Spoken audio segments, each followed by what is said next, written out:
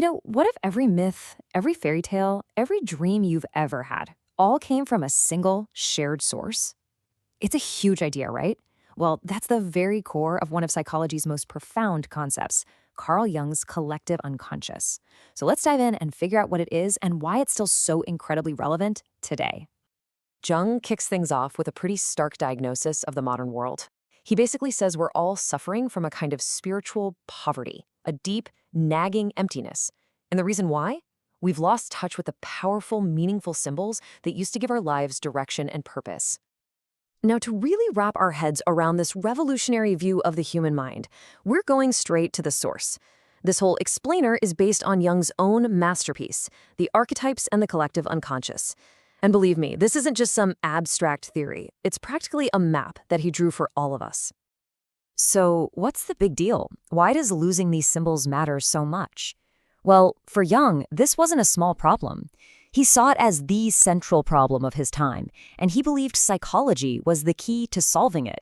Think about it. For centuries, things like religion and myth, they built this kind of protective wall of sacred images around us, helping make sense of the chaos of life.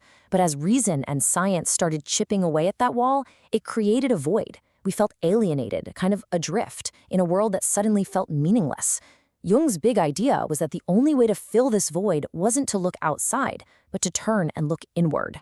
To even begin to understand that inner world, Jung had to draw a new map of the human psyche.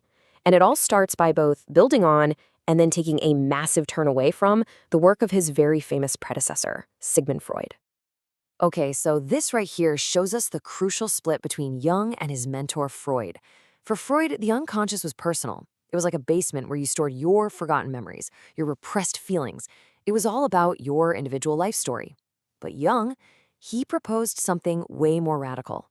He believed that underneath this personal layer, there's a collective unconscious, a shared psychic inheritance, a blueprint of human experience that connects every single person who has ever lived. And this is just a brilliant way to picture it, isn't it? Each of us is our own unique island, with our own personal history, our own landscape. But way down deep, we're all connected by this universal foundation, this shared psychic ocean floor of humanity. So, if the collective unconscious is this vast, shared ocean floor, what's actually down there? What kind of stuff are we talking about? What are the patterns that make up this hidden psychic world? Well, the contents are what Jung called archetypes. Now, these aren't memories like you and I have. They're more like universal patterns or primordial images, the psychic blueprints for all the key human experiences. You could even call them the instincts of the imagination. And you know what? These patterns are incredibly familiar to us because they are the building blocks of pretty much every myth, fairy tale, and religion across the entire globe. You've got the wise old man, the heroic quest, the nurturing mother, the mischievous trickster. These aren't just cliches in stories. For Jung, they're proof of a deep, universal structure inside all of us. All right, so understanding this map of the psyche, it's not just an academic exercise. Jung was a doctor, a clinician, and for him, this knowledge was the key to a very practical inward journey of self-discovery and ultimately healing. He often used water as a symbol for the unconscious, and to get the treasures hidden inside, you can't just stand on the shore and think about it, right? You have to be willing to take the plunge. You've got to descend into the dark, mysterious depths of your own being. But what's the very first thing you see when you look into that water? Jung's answer is so simple and so profound. You don't see ancient myths or heroic figures. You see yourself. That reflection staring back at you from the water is what Jung calls the shadow. It's the part of our personality that holds everything we'd rather not be. Our weaknesses, our shame, our repressed instincts. It's the dark side of ourselves we try to hide from the world and, yeah, pretty often from ourselves too. Meeting and integrating this shadow, Jung called that the first test of courage on this inner journey. It takes some serious, profound honesty to accept our own capacity for darkness. And why is this so important? Because until we own our shadow, we are doomed to project it onto other people, blaming our partners, our colleagues, or the whole world for the very same faults we refuse to see in ourselves. Now, this whole process can feel chaotic, maybe even a little dangerous. And this is where symbols can really help us out.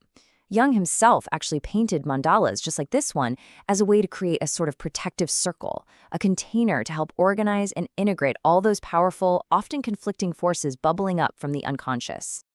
So, confronting the shadow is the tough first step. But what's the ultimate goal of this whole journey? I mean, what's the prize for taking on such a challenging inner exploration? To explain this, Jung often pointed to a really old Gnostic myth called the Hymn of the Pearl, and it just beautifully captures this whole archetypal journey of the soul. Just imagine a prince, okay? He's sent on this sacred quest to find a precious pearl at the bottom of a deep well, and it's guarded by a terrifying dragon. But on the way, he gets lost in the world, he completely forgets his purpose, until a message from home suddenly awakens his memory. Then he has to face that dragon, dive into the deep, and finally retrieve the treasure he was always meant to find. You see, for Jung, this isn't just a cool story, it's a map.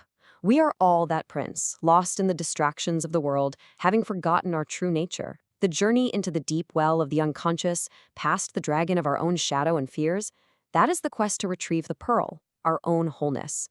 This is the process Jung called individuation, becoming a complete, integrated individual. And that doesn't mean a perfect one, but a whole one. So this ancient story, seen through the lens of Jung's modern psychology, leaves us with a really powerful and personal question. The symbols may have faded from our outer world, but they are alive and well, waiting in our inner one. The treasure lies in the deep. So, what will you find in yours?